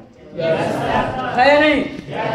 यानी ये जो डायरेक्ट सेलिंग के बारे में समझे कि न्यूट्रीलाइट कंपनी ने सबसे पहले इनको लागू किया, इनके बाद धीरे धीरे वहां के ढेर सारी कंपनियों ने लागू किया और धीरे धीरे वहां का हर वो प्रोडक्ट कहीं कहीं डायरेक्ट सेलिंग आईडी से मिलने लगा। ठीक है? और इनका जो खोज हुआ था वो जगह था कैलिफोर्निया, अमेरिका, यानी अमेरिका का ही एक शहर है कैलिफोर्निया, है नहीं? और वो आज भी नए नए चीज का खोज के लिए प्रसिद्ध है क्योंकि वहाँ एक बहुत ही बड़ा विश्वविद्यालय है। जानकारी है इस बात का? और आज भी वहाँ कहीं कहीं नए नए चीजों का, ढेर सारी चीजों का खोज होते रहता है। डायरेक्ट सेलिंग का भी खोज वही हुआ था और इसी चीज को इंडिया में आने में काफी समय लगा क्योंकि इंडिया का जो व्यक्ति होता है वो सबसे पहले किसी भी चीज पर शक करता है। क्या करता है? जहां तक जानकारी है कि जब सबसे पहले इंडिया में एटीएम के बारे में सुना गया था। क्या चीज के बारे में? एटीएम के बारे में। तो बोला इतना सा प्लास्टिक वाला कार्ड, उससे पैसा किधर से निकलेगा? है नहीं? उससे पैसा किधर से निकलेगा? उसमें पैसा रखा हुआ है। अभी के समय में भी किसी बूढ़े बुजुर्ग को कहिए हम मोबाइल से पैसा भेज देंगे, लेकिन मोबाइल से पैसा निकलेगा कि नहीं? होता है, बहुत बुरे पुराने लोगों को आश्चर्य होता है और वो अपने आप पर अफसोस करता है जब जानकारी होता है कि हम मोबाइल में इतना खासियत है, अफसोस करता है। वो बोलेगा कि हमको मोबाइल ही चलाने नहीं आता है नहीं? वो अपने आप से अफसोस करता है। यानी कि हमारे देश के लोग कभी भी किसी भी चीज को एक बार में उनके ऊपर भरोसा करता नहीं है। पहले शक के नजरिया से देखता है, जब आसपास में रिजल्ट देखने लगेगा तब कहीं कहीं उनके ऊपर भरोसा करता है। तो डायरेक्ट सेलिंग का भी वैसा ही हाल है। अभी लोग सबके नजरिया से देखता है। धीरे धीरे जब देखेगा हर जगह रिजल्ट हो गया, तब कहीं कहीं उनको भरोसा होगा, तब वो अपने मन से कहीं कहीं चाहेगा कि हमारा भी आईडी बन जाए, है या नहीं? तो डायरेक्टली इंडिया में 95-96 में आया। लाने वाला व्यक्ति अर्जुन पंडित और चंदवली हांडा थे, और व्यापारिक गतिविधि लगभग 1998 में शुरू हुआ। और ये हमारा इंडस्ट्री का जानकारी था। अब हम अपने कंपनी का जानकारी आपके सामने आपके साथ साझा करेंगे। तो आप नोट करेंगे हमारे कंपनी का स्थापना कब हुआ था। हमारे कंपनी का स्थापना कब हुआ था?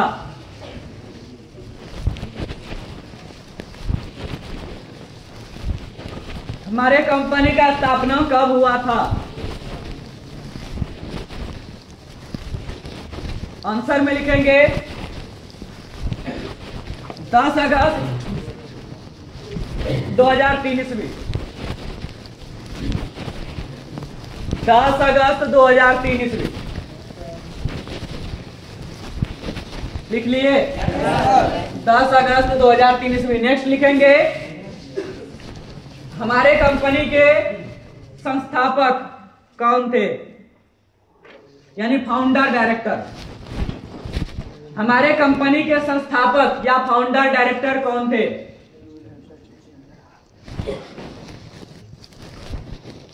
संस्थापक यानी फाउंडर डायरेक्टर कौन थे? आंसर में लिखेंगे मिस्टर चेतन हांडा सर, मिस्टर चेतन हांडा सर, और दूसरा लिखेंगे मिस्टर संजीव छिब्बर सर। पहला आपने लिखे मिस्टर चेतन हांडा सर, दूसरा आपने लिखे मिस्टर संजीव छिब्बर सर। हो गया? नेक्स्ट लिखेंगे स्थापना के समय हमारे कंपनी का नाम क्या था? स्थापना के समय हमारे कंपनी का नाम क्या था? स्थापना के समय हमारे कंपनी का नाम क्या था? आंसर लिखेंगे global collaborators. Global collaborators, global collaborators. हो गया? नेक्स्ट लिखेंगे हमारे कंपनी का रजिस्ट्रेशन कब हुआ? हमारे कंपनी का रजिस्ट्रेशन कब हुआ?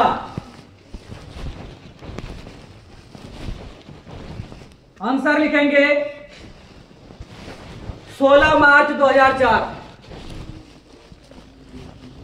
16 मार्च 2004। 16 मार्च 2004 हो गया? 16 मार्च 2004। इनके साथ ही बगल में दे देंगे रजिस्ट्रेशन नंबर,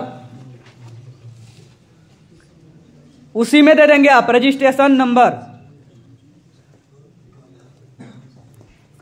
07620266590। 07620266590। 07620266590।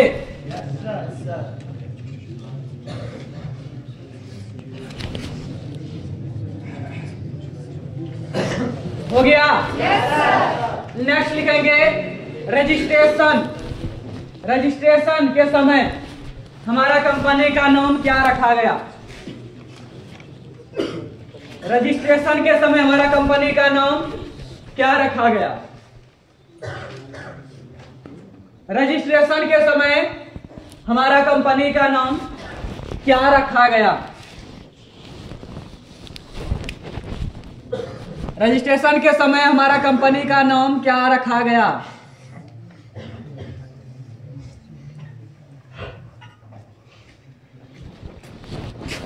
आंसर लिखेंगे glaze trading India private limited. Glaze trading India private limited. लिख लिए, glaze trading India private limited, लिख लिए।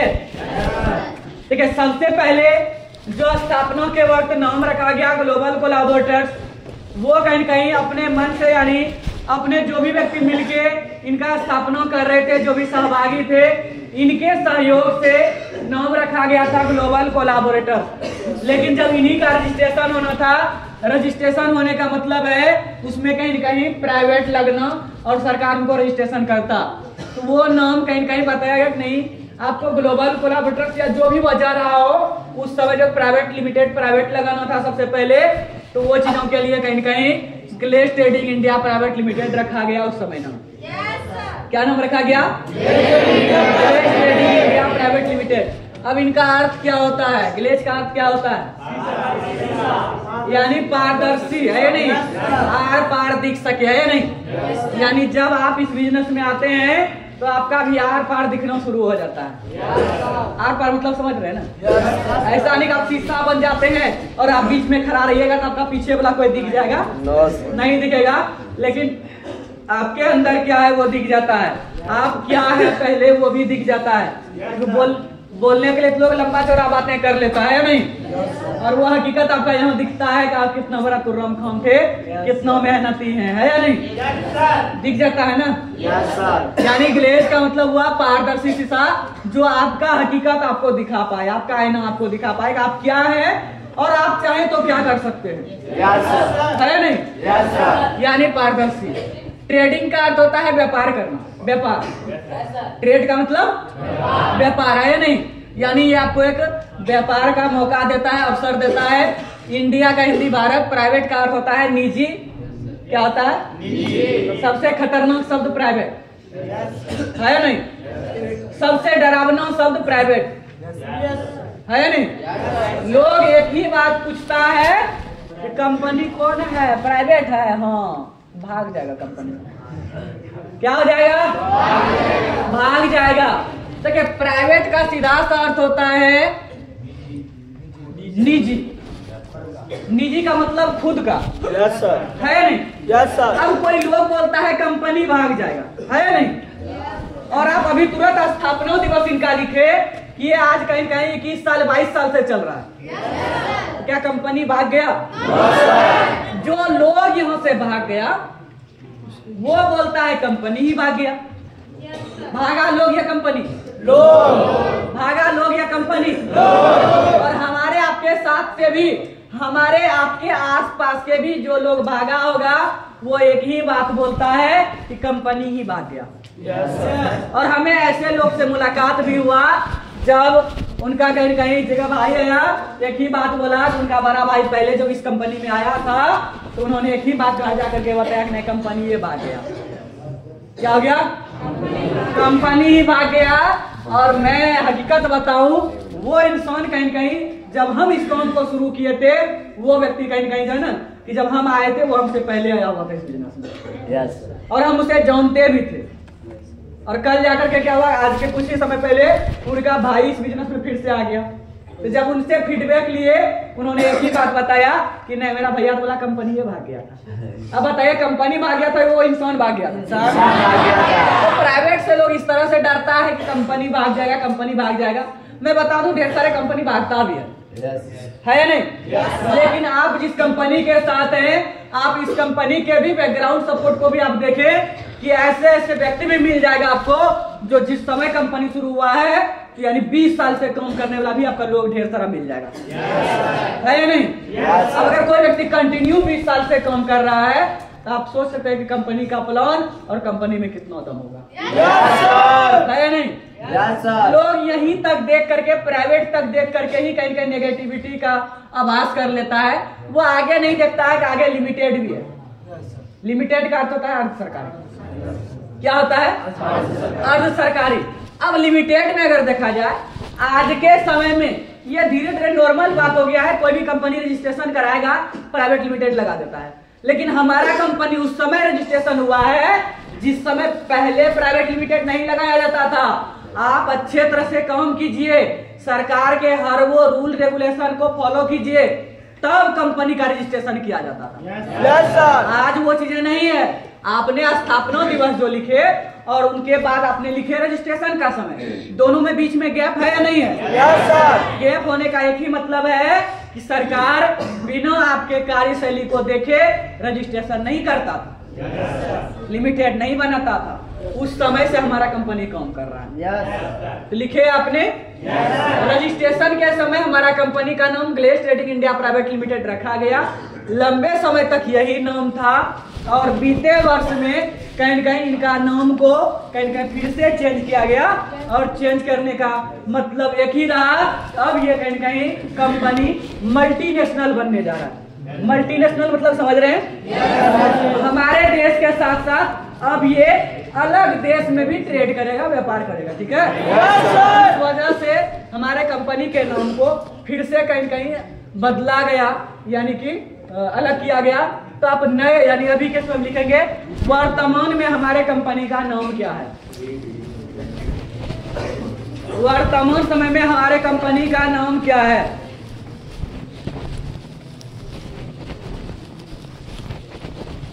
वर्तमान समय में हमारे कंपनी का नाम क्या है?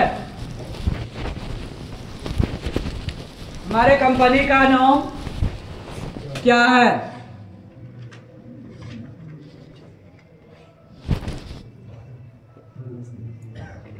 आंसर लिखेंगे lead vision trading India private limited.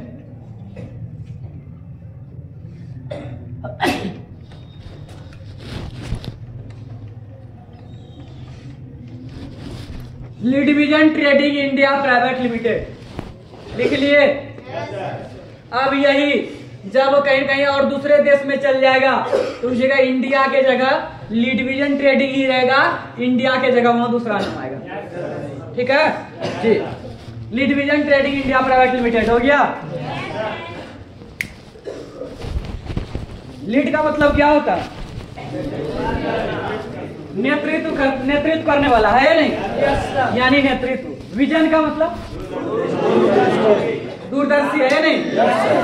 जो आगे तक का सोच रखे है या नहीं? ट्रेडिंग का मतलब व्यापार, इंडिया प्राइवेट लिमिटेड है या नहीं? तो लीड विजन यानी जो नेतृत्व करने वाला हो, लीड यानी उनसे थोड़ा सा आगे बढ़ेंगे, लीडर होता है। क्या होता है? लीडर। यानी नेतृत्व करने वाला व्यक्ति आपको बनाएगा और कहीं न कहीं आपका जो आगे का विजन है वो बिल्कुल क्लियर रहेगा, है नहीं? Lead vision trading India private limited हो गया। आपने लिखेंगे हमारे कंपनी का पहला हेड ऑफिस, हमारे कंपनी का पहला हेड ऑफिस कहां था?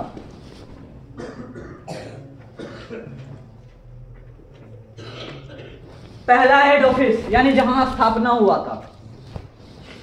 आंसर लिखेंगे A3 commercial complex, A3 commercial complex, commercial complex A3 commercial complex, Shankar garden, Vikaspuri, new Delhi. A3 commercial complex, A3 commercial complex,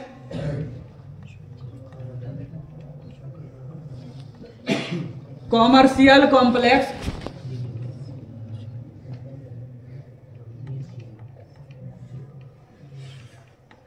A3 commercial complex, Shankar garden, Vikaspuri, new Delhi.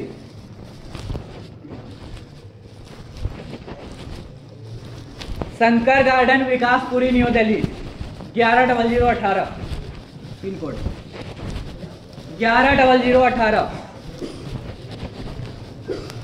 हो गया। A3 commercial complex, Shankar garden, Vikaspuri, new Delhi. यहाँ पर हमारे company का स्थापना हुआ था, इसलिए ये पहला हेड ऑफिस था। नेक्स्ट लिखेंगे हमारे कंपनी का दूसरा हेड ऑफिस, हमारे कंपनी का दूसरा head office,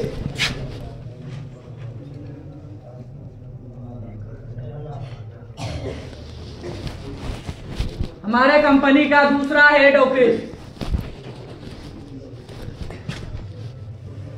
A24 second floor,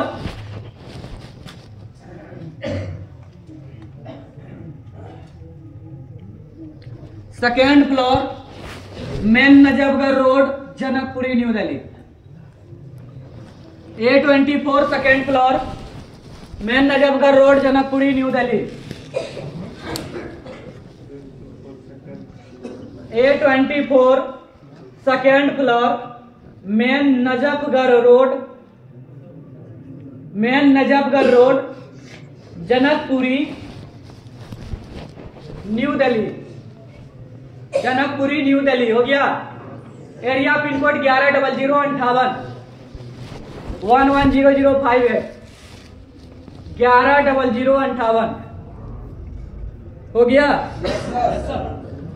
next लिखेंगे वर्तमान हेड ऑफिस, वर्तमान head office,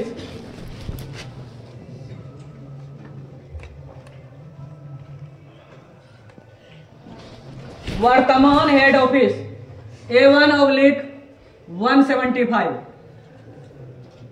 A1/175, main Najafgarh road, Janakpuri, new Delhi. जो आप पहले लिखे, main Najafgarh road, Janakpuri, new Delhi. Building का सिर्फ नंबर आप हटा देंगे, A24 के जगह A1/175, main Najafgarh road, Janakpuri, new Delhi. 110058। A1/175, main Najafgarh road, Janakpuri, new Delhi. वर्तमान हेड ऑफिस यानी तीसरा या वर्तमान हेड ऑफिस 110058 हो गया। नेक्स्ट लिखेंगे आपने हमारा कंपनी किस सिद्धांत पर कार्य करती है। हमारा कंपनी किस सिद्धांत पर कार्य करती है।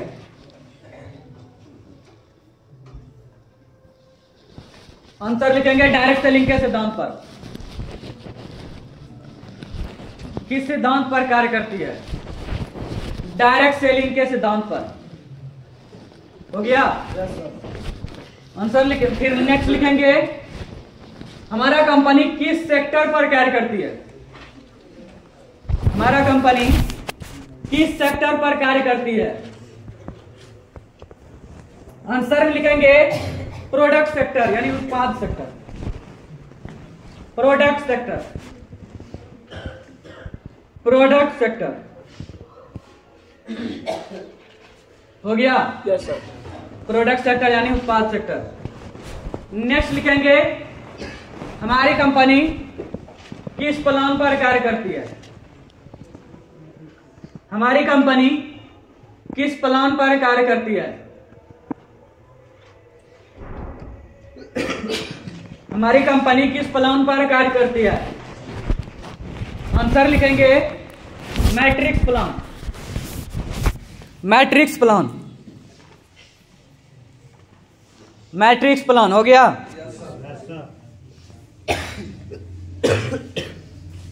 नेक्स्ट लिखेंगे हमारे कंपनी का पैन नंबर। पैन नंबर बताएंगे आप में से कोई? जी बताइए, आप बताइए पैन नंबर। CG1013 है। बहुत अच्छा। और कोई? जी बताइए, जी बताइए।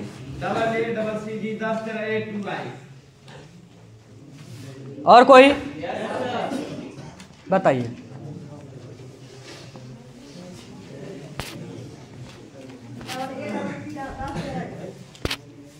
बहुत अच्छा, बैठ जाइए आप सभी।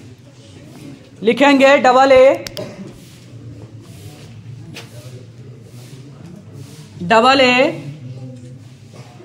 FCL 1460K लिखेंगे।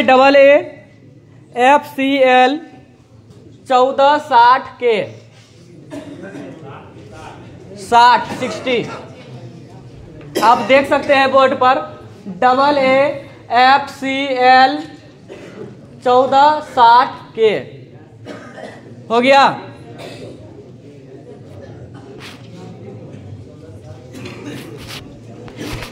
बोर्ड पर आप देख के लिख सकते हैं। उनके बाद लिखेंगे हमारे कंपनी का CI नंबर क्या है, सर्टिफिकेट ऑफ इनकॉर्पोरेशन नंबर।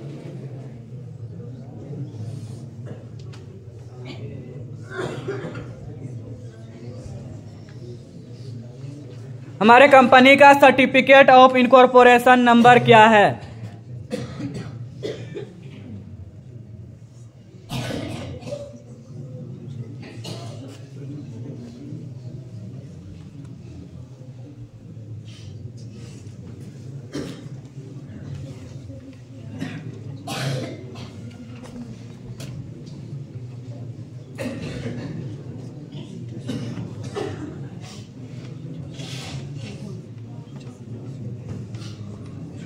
लिख लिए?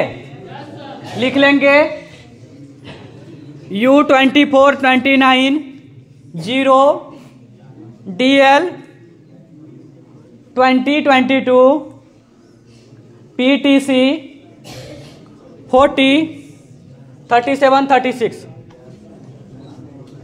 U24290 DL 2022 PTC 403736 हो गया।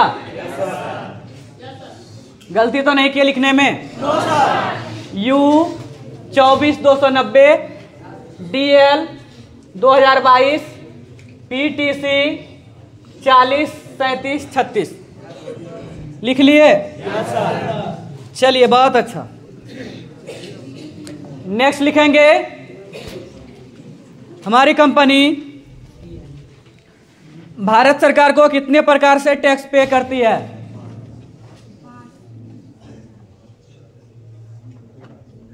कितने प्रकार से टैक्स पे करती है? आंसर में लिख लेंगे 5।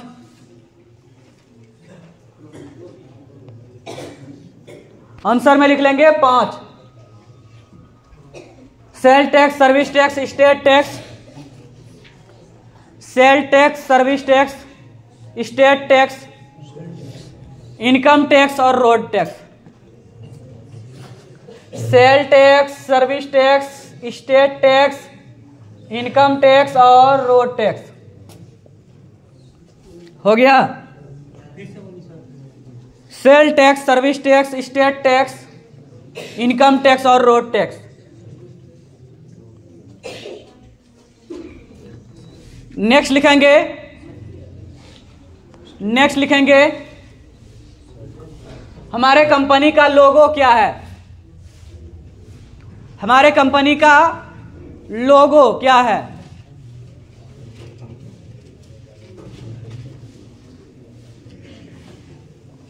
लोगो क्या है बताएंगे आप में से? क्या है logo? Galway for you forever लिख लेंगे। Galway for you forever हो गया। Galway for you forever, Galway for you forever हो गया। नेक्स्ट लिखेंगे ब्रांड नेम। हमारे कंपनी का ब्रांड नेम क्या है? हमारे कंपनी का ब्रांड नेम क्या है? आंसर में लिखेंगे गैलवे। आंसर में लिखेंगे गैलवे। गैलवे लिख लिए? दोनों में क्या फर्क हुआ? गैलवे और गैलवे फॉर यू फॉर एवर में थोड़ा सा फर्क आप समझेंगे। ब्रांड नेम वो नाम होता है जिनसे लोग कहीं कंपनी को जानता है, ठीक है। और लोगो वो लाइन होता है जो बड़ा ही आकर्षित होता है, कंपनी अपने अपने स्तर से रखता है, जैसे LIC रखता है जीवन के साथ भी जीवन के बाद भी। निरमो का पहले सर्प आता था, उनका लाइन था पहले इस्तेमाल करें फिर विश्वास करें। और उस समय पहले जब सिलेंडर में वो जो जलाने के लिए उसको लगाया जाता था ना, क्या बोला जाता था उनको, लाइट के लिए जो लगाया जाता था, मेंटल है या नहीं, तो उसमें भी वही लिखा हुआ रहता था 2000 पहले इस्तेमाल करें फिर विश्वास करें, है नहीं। तो किसी कंपनी का वो आकर्षक लाइन जिनसे कहीं न कहीं ग्राहक उनके ओर आकर्षित होता है या नहीं, तो वो एक यूनिक लाइन होता है। अलग अलग कंपनी अलग अलग लाइन को रखता है अपने लिए, है या नहीं। नेक्स्ट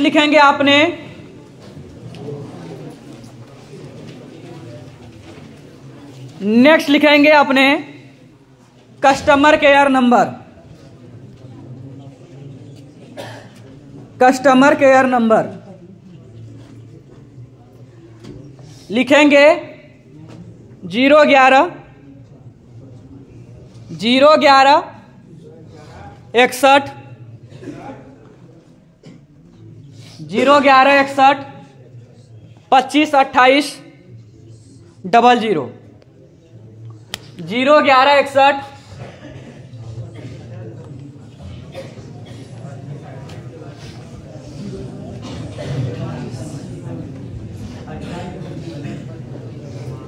011 61 25 28 00 हो गया। नेक्स्ट लिखेंगे 10 नंबर यानी टैक्स अकाउंट नंबर। 10 नंबर यानी tax account number.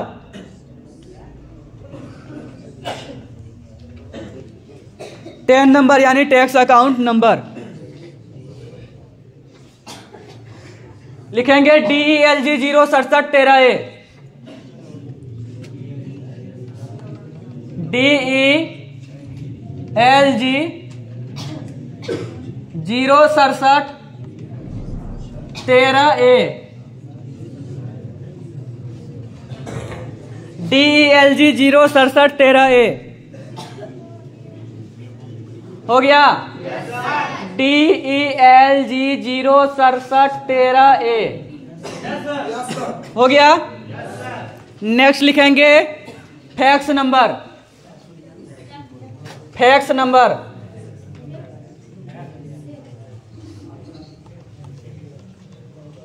Fax number fair away xerox.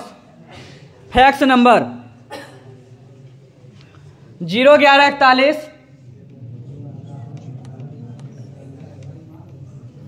01141 58 22 28 01141 58 22 28 हो गया। बहुत अच्छा। नेक्स्ट लिखेंगे कंपनी का वेबसाइट।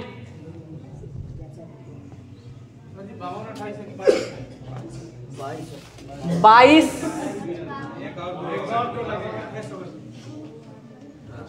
चलिए बहुत अच्छा। नेक्स्ट लिखेंगे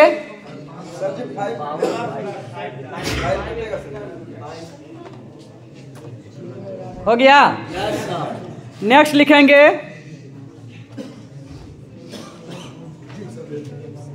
वेबसाइट। लिखेंगे www.galway.in www.galway.in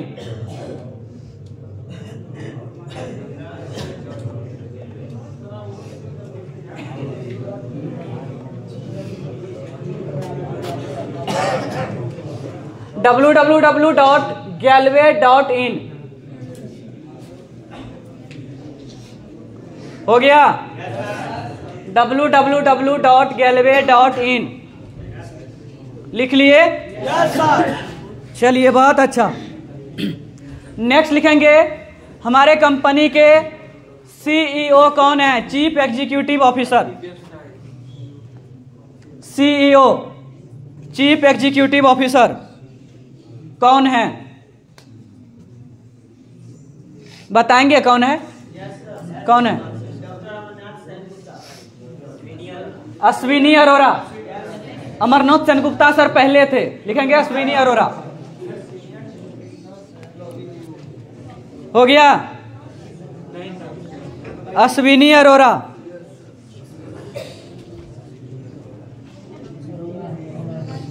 अश्विनी अरोरा हो गया? अश्विनी अरोरा। नेक्स्ट लिखेंगे अपने हमारे कंपनी के डायरेक्टर के नाम। हमारे कंपनी के डायरेक्टर के नाम।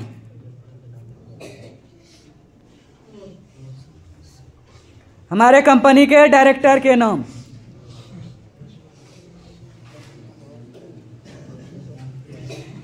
पहला लिखेंगे मिस्टर चेतन अंडा सर। दूसरा लिखेंगे संजीव छिब्बर सर। तीसरा लिखेंगे सरबजीत सिंह अरनेजा सर। पहला आपने लिखे हैं चेतन अंडा सर, दूसरा लिखे हैं मिस्टर संजीव छिब्बर सर, तीसरा आपने लिखे हैं सरबजीत सिंह अरनेजा सर। नेक्स्ट लिखेंगे अपने सरबजीत सिंह अरनेजा सर। नेक्स्ट लिखेंगे कुश कुमार सर। कुश कुमार सर जी। हो गया? नेक्स्ट लिखेंगे जनार्दन प्रसाद गुप्ता सर। जनार्दन प्रसाद गुप्ता सर। हो गया? नेक्स्ट लिखेंगे अपने जनार्दन प्रसाद गुप्ता सर के बाद लिखेंगे राजेश पासवान सर। राजेश पासवान सर। हो गया? राजेश पासवान सर। कितना हुआ? 6 हुआ।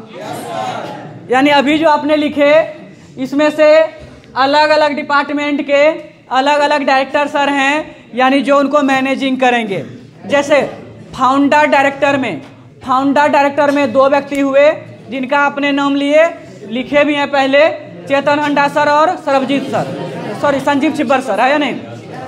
नेक्स्ट आपने लिखे और अपने सरबजीत सिंह अरनेजा सर, वो हो गए मैनेजिंग डायरेक्टर जो कंपनी का पूरा मैनेज करते हैं, है नहीं? Managing director. इनके बाद जैसे आपको आता है, जैसे आपने लिखे कुश कुमार गुप्ता सर, ये हो गए सीनियर डायरेक्टर में से। उनके बाद आपने लिखे जो है कि अपने राजेश पासवान सर। राजेश पासवान सर आपको एजुकेशन के लिए, क्या चीज के लिए है? एजुकेशन एंड ट्रेनिंग के लिए। इनके साथ साथ जनार्दन प्रसाद गुप्ता सर हैं, वो हैं सेल्स के लिए, यानी सेल्स को कैसे बढ़ाना है, क्या करना नहीं करना है, सेल्स से रिलेटेड उनके पास। ठीक है? और प्रमोशन के लिए राजेश कुमार मोदी सर हैं सर जी। तो बहुत अच्छा लिख लिया आप लोग। चलिए बहुत अच्छा, आगे बढ़ा जाए। नेक्स्ट आपने लिखेंगे कुछ इसमें शब्द आते हैं जिनका फुल फॉर्म का जरूरत होता है। जैसे आप एक दूसरे को बोलते हैं IR, क्या बोलते हैं? IR। तो IR का फुल फॉर्म लिखेंगे इंडिपेंडेंट रिटेलर।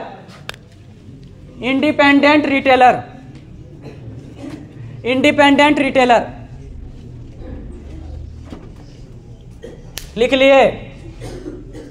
Independent retailer. हो गया?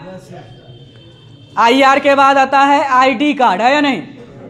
Independent distributor card. ये हम लोग के लिए, जो कंपनी का कार्ड के लिए होता है इंडिपेंडेंट डिस्ट्रीब्यूटर कार्ड, अन्यथा बाहर में ID यानी आइडेंटिटी डॉक्यूमेंट्स। ठीक है? तो आप लिखेंगे इंडिपेंडेंट डिस्ट्रीब्यूटर कार्ड हो गया। यह अगर आप आइडेंटिटी डॉक्यूमेंट्स भी लिखते हैं तो उसमें कोई तरह का दिक्कत नहीं है। आइडेंटिटी डॉक्यूमेंट्स यानी जो आपका परिचय यानी आपका पहचान के लिए वो चीजें रहता है। लिख लिए। नेक्स्ट लिखेंगे आपने फैक्स। आपने लिखे थे फैक्स नंबर, है या नहीं? तो फैक्स का फुल फॉर्म लिखेंगे fair away xerox. Fair away xerox, fair away xerox हो गया। Fair away xerox, fair away xerox वही होता है जो आज के समय में आप व्हाट्सअप जानते हैं, किसी को कोई तरह के डॉक्यूमेंट्स वगैरह भेजना हो तो व्हाट्सअप पर भेज देते हैं, या नहीं? तो अभी से कुछ समय पहले जब व्हाट्सअप नहीं था उस समय कोई भी डॉक्यूमेंट्स किसी को भेजना होता था तो फैक्स के द्वारा भेजा जाता था। क्या चीज के द्वारा? फैक्स के द्वारा। उनके बाद फिर मेल, व्हाट्सअप ये सब में होने लगा, है नहीं? पहले फैक्स के द्वारा भेजा जाता था, यानी एक मशीन होता था उसमें आप डालते डॉक्यूमेंट्स को, यहाँ स्कैन कर लेता, जिस नंबर पर आप डाले हैं वहां पर करके वो उनका हुबहू फोटोकॉपी वो निकाल लेता। ठीक है, वो होता था फैक्स। इनके साथ साथ आप लिखे थे 10 नंबर यानी टैक्स अकाउंट नंबर। 10 का full form tax account number. Tax account number हो गया। टैक्स अकाउंट नंबर 10 का टैक्स अकाउंट नंबर हो गया। नेक्स्ट लिखेंगे पेन का। पेन का लिख लिए थे permanent account number. PAN permanent account number हो गया। Permanent account number. नेक्स्ट लिखेंगे बीवी बिजनेस वॉल्यूम या बिजनेस वैल्यू। बीवी यानी बिजनेस वॉल्यूम। बीवी जिनसे आपको इंसेंटिव पैसे आता है, बीवी बिजनेस वॉल्यूम हो गया। बीवी यानी बिजनेस वॉल्यूम। नेक्स्ट लिखेंगे पीवी यानी प्रमोशन वॉल्यूम, जिनसे आपका प्रमोशन काउंट होता है पीवी से। पीवी यानी promotion volume.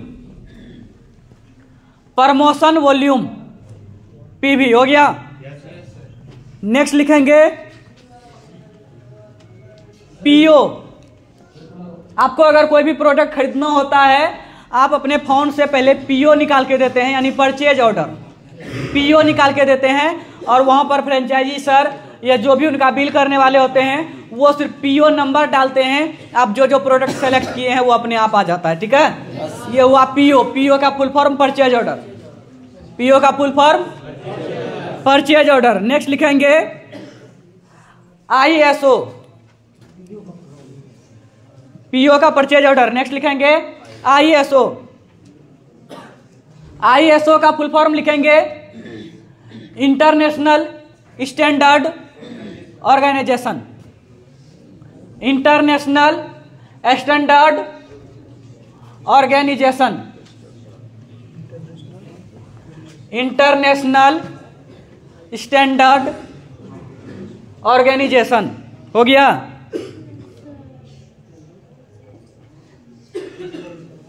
International standard organisation. Next लिखेंगे टीडीएस। टीडीएस यानी आपके इनकम से जो टैक्स कटता है, टीडीएस। टीडीएस कटता है तो टीडीएस का फुल फॉर्म लिख लेंगे आप टैक्स डिडक्टेड सोर्स।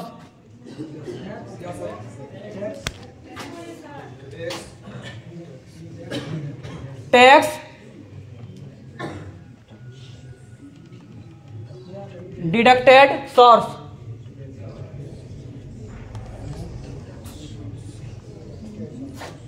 हो गया। टैक्स डिडक्टेड सोर्स हो गया। यहां तक टैक्स डिडक्टेड ऑफ सोर्स दे दीजिएगा। Of source. ऑफ सोर्स हो गया। नेक्स्ट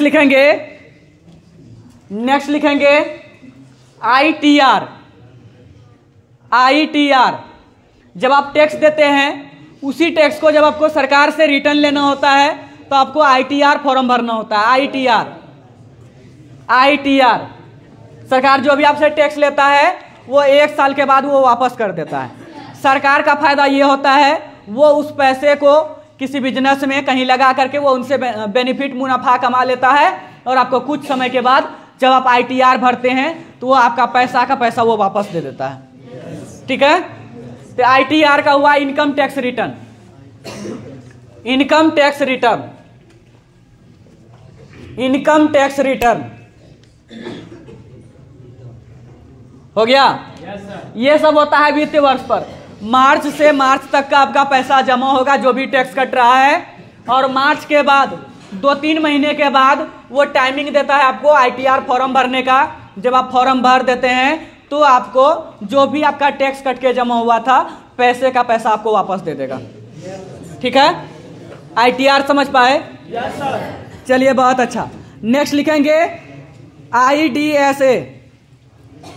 IDSA हमारे देश में जो डायरेक्ट सेलिंग इंडस्ट्री को रेगुलेट करता है वो है IDSA। IDSA इनका फुल फॉर्म होता है Indian direct selling association. Indian direct selling association हो गया। Indian direct selling association, Indian direct selling association लिख लिया आपने। ये IDSA यानी इंडियन डायरेक्ट सेलिंग एसोसिएशन वही है जो देखता है कि डायरेक्ट सेलिंग के नाम पर तो ढेर सारे कंपनियां काम कर रहा है, लेकिन उसमें से लीगल तरह से जो जो कंपनी काम कर रहा है, यानी IDSA का अपना अपना क्राइटेरिया अपना होता है कि वो हर तरह से चेक करेगा। अगर सभी तरह से आपका कंपनी परफेक्ट है तब वो अपना हिस्सा बनाता है उनको, तब वो क्या करता है? हिस्सा बनाता है। यानी सीधी सी बात समझिए, अगर आपको BCCI में जाना है तो पहले रणजी में या फिर आपको IPL वगैरह में इस तरह से होता है ना कि जो कि पूरा नियम कानून को फॉलो करते हुए जो खेल है वहां से अगर आप अच्छा प्रदर्शन करते हैं तब आपको BCCI में चुना जाता है या नहीं? कि ऐसा भी होगा कि आपको डायरेक्ट गांव घर में खेलते हुए देखा, बहुत अच्छा खेल रहे हैं, 6 बॉल में 6 छक्का मार दिए, तो BCCI अपने पास ले लेगा? नहीं, उनका पर्सनल क्राइटेरिया होता है, उसका प्रॉपर ट्रेनिंग होता है। ट्रेनिंग करने के बाद आप सबसे पहले IPL में, रणजी ट्रॉफी में जाएंगे। ऐसा ऐसा ढेर सारे ट्रॉफी होता है, विजय हजारे ट्रॉफी होता है या नहीं? तो वैसा सब जो ट्रॉफी होता है वहां से आप बेहतर प्रदर्शन किए तब आप BCCI में जाते हैं या नहीं? वैसे ही हमारे देश में डायरेक्ट सेलिंग को रेगुलेट करने के लिए IDSA है, यानी इंडियन डायरेक्ट सेलिंग एसोसिएशन, और इनको जो गाइडलाइंस प्रदान करता है, यानी वर्ल्ड स्तर पर जो डायरेक्ट सेलिंग का देख रेख करने वाला संस्था है वो है WFDSA। नोट कर लेंगे, WFDSA। WFDSA का मतलब हुआ world federation of direct selling association. World federation of direct selling association, world federation of direct selling association. क्या बोले?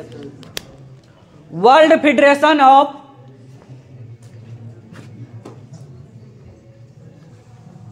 World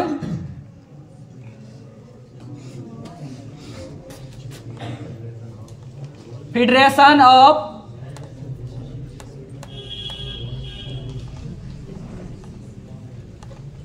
direct selling association,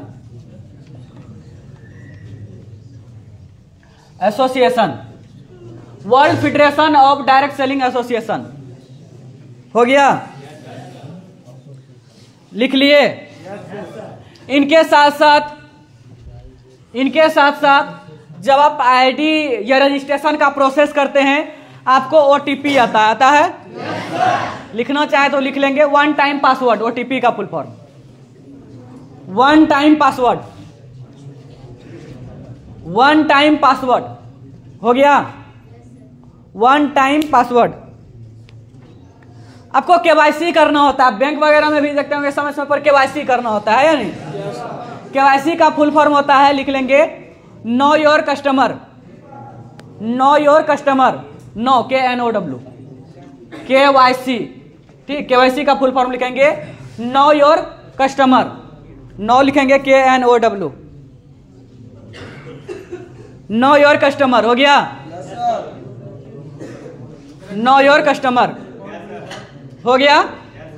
next लिखेंगे हमारे देश में मंत्रिमंडल के अंतर्गत जो डायरेक्ट सेलिंग को यानी फूड मिनिस्ट्री जो होता है वो जो इनको रेगुलेट करता है, तो वहां पर हमारे देश में जिसके अंतर्गत डायरेक्ट सेलिंग आता है वो है MCA।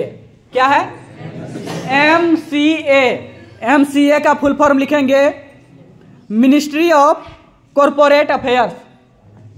MCA के अंतर्गत ही डायरेक्ट सेलिंग आता है, यानी FMCG का जो प्रोडक्ट तैयार करता है। MCA का फुल फॉर्म लिखेंगे ministry of corporate affairs, ministry of corporate, movie सब में सुनता है ना कॉरपोरेट वर्ल्ड, तो वही corporate affairs, ministry of corporate affairs. और इनके अंतर्गत क्या आता है? FMCG का हर वो प्रोडक्ट, FMCG समझ रहे हैं, फास्ट मूविंग गुड्स, ऐसा ही होता है FMCG, consumer goods, fast moving consumer goods.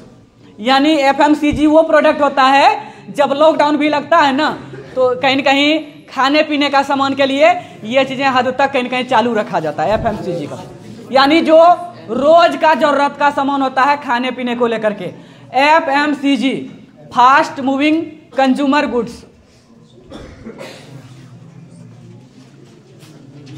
हो गया, fast moving consumer goods. Next लिखेंगे आपने MRP,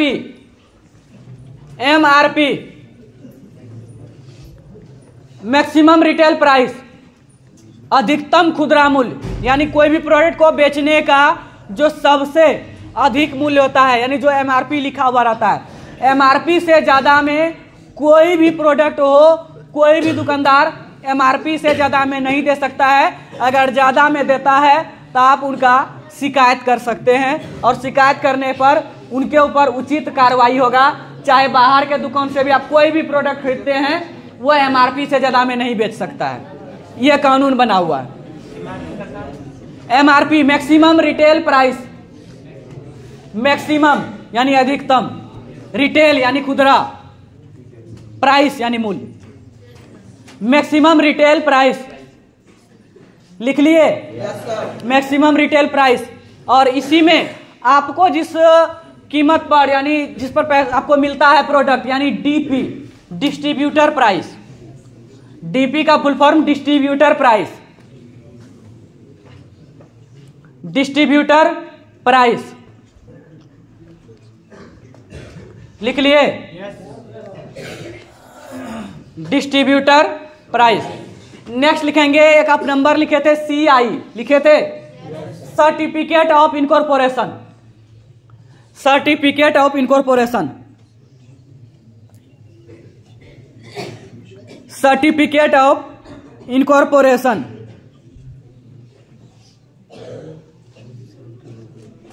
हो गया, सर्टिफिकेट ऑफ इनकॉर्पोरेशन लिख लिया यहां तक। नेक्स्ट लिखेंगे, जैसे आपने MCA लिखे ना, MCA का जो ऊपर वाला मंत्रिमंडल होता है वो होता है IRDA। कौन होता है? IRDA। IRDA का लिखेंगे insurance regulatory and development authority, insurance regulatory and development authority, and development authority, IRDA, हो गया। तो हम लोग का मुख्य रूप से जब MCA का पेज खुलता है उसमें आपको डायरेक्ट सेलिंग के बारे में टोटल इंफॉर्मेशन आपको दे दिया जाता है MCA के अंतर्गत। क्या चीज के अंतर्गत? MCA का full form ministry of corporate affairs, है या नहीं? हो गया यहां तक। नोट किए सभी लोग?